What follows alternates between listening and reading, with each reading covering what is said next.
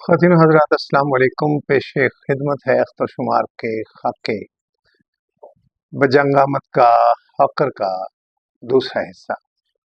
M اے کا امتحان دینے کے بعد میں فارغ تھا۔ ایک روز اختر شمار نے لکشمی چوک میں واقع روزنامہ آفتاب پہنچنے کے لیے کہا۔ اخبار کا عملہ 3 سے 4 افراد پر مشتمل تھا۔ پہلا اختر شمار، دوسرا اطہر ناسک، تیسری رخسانہ نامی لڑکی اور چوتھا ایک کاتب جو کاپی پیسٹنگ کا کام بھی کرتا تھا۔ یہاں کا کرتا دھرتا اطہر ناسک تھا۔ میرے آنے پر سبھی نے خوشی کا اظہار کیا، مجھے چائے پیش کی گئی اور اس کے ساتھ ہی میری نوکری کا آغاز ہو گیا۔ تھوڑی ہی دیر میں مجھے پتہ چل گیا یہ رخسانہ نامی صحافی دراصل میری اور اختر شمار کی بھابھی ہے۔ ہماری ایسی 2 بھابیاں پہلے بھی موجود تھیں۔ اطہر ناسک ایک رحم دل انسان تھا۔ وہ ضرورت مند عورتوں کی مدد شادی کے ذریعے کیا کرتا تھا۔ اخبار کا دفتر تو پہلے فلور پر واقع تھا، جبکہ اس سے اوپر والے فلور پر ایک ہی کمرہ تھا جس میں ممتاز شاہ نامی ایڈیٹر اپنی سرخ و سفید سیکریٹری کے ساتھ بیٹھا کرتا تھا۔ دونوں اخباری ایریا میں کم ہی آیا کرتے، عملاً یہاں اطہر ناسک ہی کا سکہ چلتا تھا۔ مجھے یاد نہیں پڑتا کہ میں نے اپنے مختصر قیام کے دوران کبھی اخبار سے تنخواہ وصول کی ہو۔ البتہ چھوٹا اخبار ہونے کے باعث مجھے یہاں اخباری صنعت کو قریب سے دیکھنے اور سیکھنے کے بہتر مواقع میسر آئے۔ کچھ ہی عرصے بعد میں یہاں سے روزنامہ مساوات چلا گیا۔ میری نئی اسائنمنٹ پیپلز پارٹی کی لیڈرشپ کے انٹرویوز کرنا تھا۔ آفتاب سے اور تو کچھ حاصل نہ ہوا، البتہ یہاں میں نے اختر شمار کے ساتھ بہت سا یادگار وقت گزارا۔ اس زمانے میں رائل پارک کی وجہ سے یہ علاقہ ثقافتی اور کاروباری مرکز بنا ہوا تھا۔ ہر طرف فلموں کے بڑے بڑے پوسٹر آویزاں تھے۔ کبھی کبھار یہاں آتے جاتے کسی فلمی صنعت سے وابستہ چہرے بھی نظر آ جایا کرتے۔ اختر شمار کو فلم بینی کا چسکا تھا۔ وہ ہر نئی فلم کو دیکھنا ضروری سمجھتا تھا تاکہ فلمی پیش رفت پر نظر رکھی جا سکے۔ اختر شمار کے ساتھ بہت سی فلمیں دیکھنے کے بعد مجھے اندازہ ہوا کہ وہ فلموں میں نغمہ نگاری کے لیے لاہور وارد ہوا تھا۔ وہ فلمی گیتوں کو نہایت توجہ سے سنتا اور ان پر گفتگو کیا کرتا۔ کئی بار ہم نے فلم اسٹوڈیوز کے چکر بھی لگائے، مگر کسی نے اس خوبصورت شاعر کے جوہر کو نہ پہچانا۔ رفتہ رفتہ اس نے اس ناکامی پر صبر کر لیا۔ اس کا کہنا تھا کہ نور جہان کی آواز میں گایا گیا پنجابی گیت میاں حسن دی کلاشنکوف اسی نے لکھا تھا، جیسے کسی اور شاعر کے نام سے فلم میں شامل کر لیا گیا۔ مگر اکثر دوست اس کے دعوے کو نہ مانتے تھے، مگر میں صرف اس لیے اس دعوے پر یقین رکھتا تھا کہ گیت میں کلاشنکوف کا لفظ موجود تھا جو اس زمانے کے اختر شمار کے مزاج کی نمائندگی کرتا تھا۔ اطہر ناسک اختر شمار کے قریب ترین دوستوں میں سے ایک تھا۔ دونوں ایک ہی علاقے سے تعلق رکھتے تھے، دونوں شاعر تھے اور بیدل حیدری کے شاگرد بھی۔ ان کے دوست اور دشمن مشترک تھے۔ اطہر ناسک بلا کا سگریٹ نوش تھا، مگر اختر شمار اس سے دور بھاگتا۔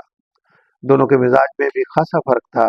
اختر شمار گورا چٹا اور وجیح تھا، جبکہ اطہر ناسک سانولا اور آنکھوں کے گرد سیاہ ہلکے تھے اور وہ اینک کی مدد سے جنہیں چھپایا کرتا تھا۔ اختر کی نسبت اس کے بال قدرے لمبے ہوا کرتے۔ وہ خوش گپیوں کا شوقین اور خیالی پلاؤ پکانے کا ماہر تھا۔ ہمیشہ تنگ دستی کا شکار رہتا کہ اس کی تنخواہ کئی بکھروں میں بڑھتی تھی۔ سارا مہینہ بچے کھچے سکے شیشے کے ایک جار میں ڈالتا جاتا اور مہینے کے آخری دنوں میں ان سکوں سے سگریٹ خریدتا اور رخسانہ بھابھی کے سگڑاپے کی تعریفیں کیا کرتا۔ ڈینگے مارنے کے سلسلے میں وہ ناصر کاظمی اور استاد امانت علی خان کا پیر بھائی تھا۔ کبھی اخبار جہاں کو ماند کر دینے والے ویکلی نکال رہا ہے تو کبھی جنگ کی ٹکر کا روزنامہ شائع کرنے کی منصوبہ بندی ہو رہی ہے۔ ہم آہستہ آہستہ اس کی گفتگو کے عادی ہو گئے تھے، بلکہ جس روز وہ اس قسم کی باتیں نہ کرتا ہم فکر مند ہو جایا کرتے۔ 1997 یا 98 کی بات ہے، میں پی ٹی وی کے لیے دستک نہ دو نامی سیریل لکھ رہا تھا۔ ایک روز ٹی وی پر اختر شمار سے ملاقات ہو گئی۔ اس نے بتایا کہ اطہر ناسک نے اپنا روزنامہ نکال لیا ہے، مبارکباد دینے کے لیے جانا چاہیے۔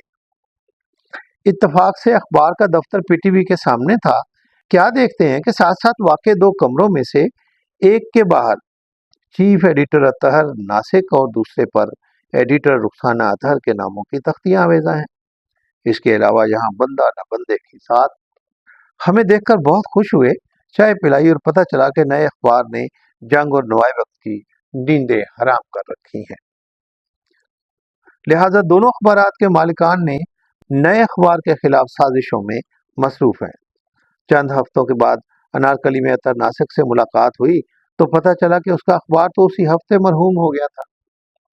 کئی برسوں بعد ایک پروفیسر دوست نے بتایا کہ اطہر ناسک کی پوسٹنگ لاہور کے ایک کالج میں ہے اور مقدر کا ستارہ عروج پر۔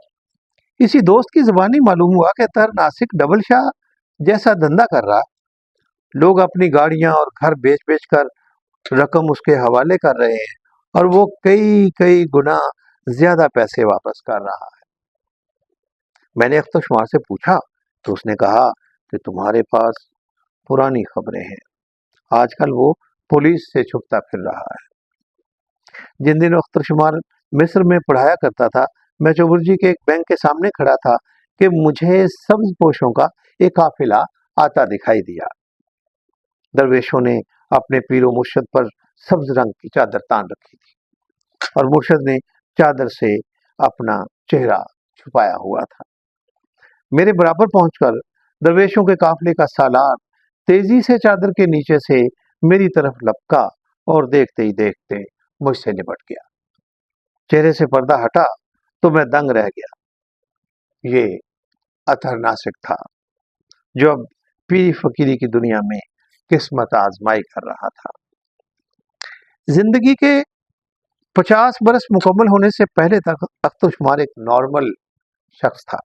کبھی کبھی ہی صحیح وہ ممنوعہ چشموں کے پانی سے سیراب ہوا کرتا، گوشت بھی شوق سے کھاتا تھا اور خواتین کا حسن بھی اسے بے چین رکھتا تھا، مگر آہستہ آہستہ وہ زندگی کی لذتوں سے دور ہوتا چلا گیا۔ مجھے اچھی طرح یاد ہے، ایک بار میں اور اختر شمار گجرات کے کل پاکستان مشاعرے میں شریک ہوئے۔ ان دنوں ہم دونوں کے پاس گاڑیاں نہیں تھی، لہٰذا ہم دونوں نے ڈائیو بس کے ذریعے یہ سفر کیا۔ واپسی پر لاہور کی ایک شاعرہ اسی بس میں سوار ہو گئی۔ میں اور اختر ڈرائیور کے پیچھے والی سیٹ پر بیٹھے خوش گپیوں میں مصروف تھے۔ بس اڈے سے روانہ ہو رہی تھی کہ وہ شاعرہ ہانپتی کانپتی بس میں سوار ہوئی اور ہمارے برابر والی سیٹ پر آ بیٹھی۔ بس کو روانہ ہوئے 10-15 منٹ ہوئے تھے کہ دونوں کی نظروں کا تبادلہ ہوا۔ اختر شمار نے اپنا ہینڈ بیگ اٹھایا اور شاعرہ کے پہلو میں جا بیٹھا۔ اختر شمار ایک دم صوفی نہیں بنا۔ جیسے جیسے اس کے بال سفید ہو رہے تھے اور جسمانی توانائیوں میں کمی آنے لگی تھی، درویشی کی طرف اس کی رغبت میں اضافہ ہوتا جا رہا تھا۔ شروع میں وہ کھانے پینے کے حوالے سے سادگی کی طرف مائل ہوا۔ میرے خیال میں یہی اس کی بیماری کے آغاز کے دن تھے، مگر وہ اپنی بیماری کو ہم سے پوشیدہ رکھے ہوئے تھا۔ درویشی کی طرف مائل ہونے کا ایک نفسیاتی سبب اس کے حریف بھی تھے، جو اس کے مقابلے میں دونوں ہاتھوں سے دنیا سمیٹ رہے تھے اور اپنی مادی کامیابیوں پر نازاں تھے۔ تو ایسے میں اس نے دنیا کو تیاگنے کا فیصلہ کر لیا تاکہ حریفوں کو پیغام دے سکے کہ جس دنیا کو تم اس قدر اہمیت دیتے ہو، میں اسے پاؤں کی ٹھوکر پر رکھتا ہوں۔ اس نے درویشی پر کتابیں لکھنا شروع کی اور درویشوں کی طرح اٹھتے بیٹھتے جی بسم اللہ کی تکرار کرنے لگا۔ رہی اس کی ایک آدھ کتاب جو درویشانہ قرار دی جا رہی تھی، میں نے اس کتاب کو حیرت سے پڑھا۔ اس میں کوئی روحانی تجربہ سرے سے موجود نہیں تھا۔ یہ کتاب کھانے پینے کے آداب سے متعلق سطحی سی کتاب تھی۔ ہم سال ہر سال اکٹھے بیٹھے، مگر اس نے کبھی میرے ساتھ تصوف کے حوالے سے کوئی متاثر کن گفتگو نہ کی، حتیٰ کہ اس کی تمام شاعری میں کہیں بھی روحانی واردات نظر نہیں آتی۔ ڈاکٹر غافر شہزاد حلقہ ارباب ذوق کا سیکریٹری بنا تو اس نے تخلیق کاروں کے اعتراف فن کے لیے ماہ رواں کی ادبی شخصیت کے نام سے ایک سلسلہ شروع کیا۔ اس میں میرے سمیت چند دوستوں کے ساتھ شامیں منائی گئیں۔ جس دن اختر شمار کے اعزاز میں تقریب ہوئی، محفل میں موجود بیشتر حضرات اسے صوفی ثابت کرنے پر تلے ہوئے تھے۔ اس تقریب میں موجود میں واحد شخص تھا جس نے اختر شمار کو صوفی ماننے سے انکار کرتے ہوئے کہا، اول تو اس کی شاعری اس کے صوفی ہونے کی گواہی نہیں دیتی، اور ثانیاً اس کا رویہ بھی غیر صوفیانہ ہے۔ صوفی اپنے ہاتھ اور زبان سے کسی کی دل آزاری نہیں کرتا، جبکہ اختر شمار صبح سے لے کر شام تک کئی لوگوں کی دل آزاری کرتا ہے، اور اس سلسلے میں اس کا سب سے بڑا ہتھ کنڈا اس کا کالم ہے۔ میرا خیال تھا کہ دن رات جی بسم اللہ کی گردان کرنے سے کوئی صوفی نہیں بن سکتا، لہذا بہتر ہے کہ اسے ایک خوبصورت رومانوی شاعر ہی رہنے دیا جائے۔ اس تقریب کے چند روز بعد میں آفس سے گھر پہنچا تو میری بیوی نے ایک کاغذ میری طرف بڑھاتے ہوئے رنجیدہ لہجے میں کہا، کیا 30-35 سالہ دوستی کا یہ انجام ہونا تھا؟ میں نے کاغذ لے کر پڑھنا شروع کیا تو مجھے اپنی آنکھوں پر یقین نہ آیا۔ یہ ایک دوست کی دوسرے دوست کے بارے میں توہین آمیز تحریر تھی۔ اس نے اسی کالم پر بس نہیں کی، بلکہ آنے والے دنوں میں میرا نام لیے بغیر بھی کچھ کالم لکھے، جن کے جواب میں نے چپ ساتھ لی۔ بالآخر اسے زیادتی کا احساس ہوا، وہ میرے گھر آیا اور میری بیگم سے باقاعدہ معافی مانگی، اور ہماری دوستی کے خشک پیڑ پر پھر سے بہار آ گئی۔ ڈاکٹر اختر شمار محنت اور خودداری کی نمایاں ترین مثال تھا۔ مل کے ایک ورکر سے وہ پروفیسر بنا، صدر شعبہ کے مرتبے پر فائز ہوا، شہرت و ناموری نے اس کے قدم چومے، پاکستان کی طرف سے اردو پڑھانے مصر گیا اور لاہور میں اپنا گھر خریدا۔ یہ ساری جدوجہد اسے ایک کامیاب انسان ثابت کرنے کے لیے کافی ہے۔ زندگی میں آسائشیں شامل ہو رہی تھیں، مگر جھکتے ہوئے شانے، کمزور پڑتے لہجے اور کھانے پینے کے سلسلے میں غیر معمولی احتیاط اس کے اندر کی صورتحال کا پتہ دیتی تھی۔ مگر وہ انا پرست ایسا تھا کہ کبھی دوستوں سے اپنی بیماری کا تذکرہ نہ کرتا تھا۔ اس کی گرتی ہوئی صحت کے پیش نظر میں گاہے گاہے اسے دیکھنے ایف سی کالج یونیورسٹی جایا کرتا۔ آخری دنوں میں جب اس نے کالج آنا چھوڑ دیا تھا تو میں نے اسے دیکھنے کی خواہش کا اظہار کیا، مگر وہ ملنے پر آمادہ نہ ہوا۔ مرنے سے ایک دو روز قبل ایک دوست نے بتایا کہ اختر شمار کی طبیعت ٹھیک نہیں اور رات سے ایک پرائیویٹ ہسپتال میں زیر علاج ہے۔ میرے فون کرنے پر اس کے بیٹے نے بتایا کہ واپس گھر جا کر بات کراؤں گا، فی الحال ڈاکٹرز نے ملاقاتوں پر پابندی لگا رکھی ہے۔ میں نے شام کو فون کیا تو وہ گھر آ چکا تھا، مگر مجھ سے بات نہیں کرنا چاہتا تھا۔ مجھے کہا گیا کہ آپ بات کریں، وہ سن رہا ہے۔ تب مجھے احساس ہوا کہ شاید وہ بات کرنے کی صلاحیت ہی سے محروم ہو چکا ہے۔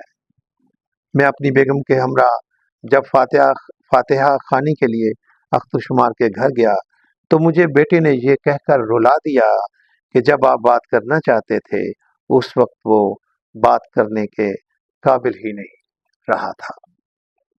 وہ کسی کو دکھ نہیں دینا چاہتا تھا اور یہ بھی نہیں چاہتا تھا کہ دوست اسے بیماری کی حالت میں دیکھیں۔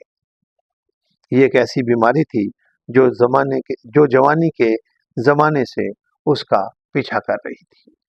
1990 کی دہائی میں ایم اے اردو کا طالب علم تھا اور جدید غزل کے ایک عام شاعر اقبال ساجد پر تحقیقی مقالہ لکھنے میں مصروف تھا۔ ان دنوں ہمارے دوستوں کے حلقے میں خوش فکر شاعر آصف ہمایوں بھی شامل تھے۔ انہیں معدے کی پرانی تکلیف تھی اور اس زمانے میں وہ گورنمنٹ کالج وہاڑی میں سوشیالوجی پڑھایا کرتے تھے۔ ایک روز اختر شمار آصف ہمایوں کو ساتھ لے کر ملتان پہنچا تاکہ اپنے پیر صاحب سے ان کی بیماری کی تشخیص کروا سکے۔ ملتان کے نواح میں آموں کے خوبصورت باغات کے درمیان ایک بہتی ہوئی نہر کے کنارے اینٹوں کے چولہے پر دال کی ہنڈیاں پک رہی تھی اور نوجوان پیر کھانے پینے کے سلسلے میں سادگی اپنانے پر जोर दे रहे थे। खाना खाने के बाद पीर साहब ने अपने मुरीद अख्तर शुमार की दरख्वास्त पर आसिफ हमायूं की बीमारी की तशखीस की और खामोश हो गए। अपनी पुरस्रार खामोशी को तूल देते हुए उन्होंने मरीज की सेहत के हवाले से कुछ राजदाराना बातें अख्तर शुमार के गोश गुजार की, ताकि वो खुद इन बातों से अपने दोस्त को आगाह करे। पीर साहब के साथ होने वाली इस गुफ्तगू के बाद अख्तर शुमार परेशान दिखाई दे रहा था। बिलाखिर उसने आसिफ हमायूं को एतमाद में लेते हुए कहना शुरू किया, बात अगरचे तकलीफ दे है, मगर सच यही है कि आप जिगर के आर्जे में मुब्तला हैं और आपके पास जिंदगी के सिर्फ आखिरी 2 हफ्ते बचे हैं। लिहाजा आप मौत को गले लगाने से पहले अपने इंतहाई जरूरी काम निपटाना शुरू कर दें। इस कहानी का दिलचस्प तरीन पहलू यह है कि आसिफ हमायूं को हेपेटाइटिस सी की बशारत सुनाने के महज चंद बरस बाद जवां साल पीर इसी मर्ज में मुब्तला होकर दुनिया से रुखसत हो गए और इस वाक़े के बरसों बाद अख्तर शुमार भी इसी बीमारी का शिकार हुआ। और रहे आसिफ हमायूं, तो वो ना सिर्फ जिंदा है बल्कि 72वीं सालगिरह का केक काट चुके हैं और वो हर रोज नई नई नज़में लिखते हैं और रोजाना लंबी वॉक करते हैं। अख्तर शुमार और जवां साल पीर ने आसिफ हमायूं के बारे में जिस बीमारी की तशखीस की थी उसे खुद फरेबी के सिवा और क्या नाम दिया जा सकता है। आखिरी उम्र में अख्तर शुमार को सुकून की तलाश थी, जिसके लिए वो आस्थानों और दरगाहों के सफर किया करता। उसे हर वक्त बाबों की तलाश रहती थी। वो बेसुकून शहर से निकलकर कहीं दूर बस जाना चाहता था। वो शोहरत और नामवरी जिसके लिए उसने बहुत सारे पापड़ बेले थे, अब वो इससे दामन छुड़ाकर गुमनाम हो जाना चाहता था। वो बज़ाहिर दोस्तों से मिलता, मगर इसने अपनी बीमारी और कमजोरी को कभी इन पर जाहिर ना होने दिया और जब इन्हें इसकी नाकाबिले इलाज बीमारी के बारे में इल्म हुआ तो उस वक्त तक बहुत देर हो चुकी थी। बहुत से फनकारों अदीबों का अंजाम इसके सामने था, इसलिए वो नहीं चाहता था कि दोस्त उसकी सेहत के लिए अपीलें करें और इलाज के लिए हुक्मरानों के दरवाजे पर दस्तकें दें। मरने के लिए उसने आशूरा के दिन का इंतखाब किया। ये ऐसा दिन था कि मोबाइल सर्विस बंद थी और मेरे जैसे बहुत से दोस्त अपने आबाई शहरों की तरफ गए हुए थे, लिहाजा उसके जनाजे में शिरकत मुमकिन न थी। और सच तो ये है कि वो खुद भी यही चाहता था। हरीपुर हजारा के नवाब में उसके मुर्शद कब्र तैयार किए इसका इंतजार करते रह गए। खानदान वालों ने लाहौर में इसकी नमाज जनाजा पढ़ी और रावलपिंडी के करीब इसके आबाई गांव में उसे दफन कर दिया। ये तदफीन उसकी मर्जी के खिलाफ थी। वैसे भी वो आनन फानन चल बसा था, लिहाजा वसीयत करने की मोहलत ही न मिली थी। अब उसने अपने अजीजों के ख्वाब में आना शुरू किया। वो सबसे एक ही बात कह रहा था कि वो यहाँ खुश नहीं है, उसे वहां ले जाएं जहां उसकी कब्र उसका इंतजार कर रही है। बिलाखिर उसे रावलपिंडी की कब्र से निकाल कर हरीपुर की कब्र में दफना दिया गया। इसके साथ ही उसने ख्वाब के जरिए मुलाकातों का सिलसिला भी खत्म कर दिया। वो नहीं चाहता था कि लोग उसकी अयादत या ताज़ियत करें या फिर वो इसकी कब्र पर फातिहा के लिए आए, तो इसने कब्र तब्दील करके अपने और दोस्तों के दरमियान मजीद फासले पैदा कर लिए। अदब में उसे अफसाना बनने का शौक था। इसकी मौत ने उसे वाकई अफसाना बना दिया।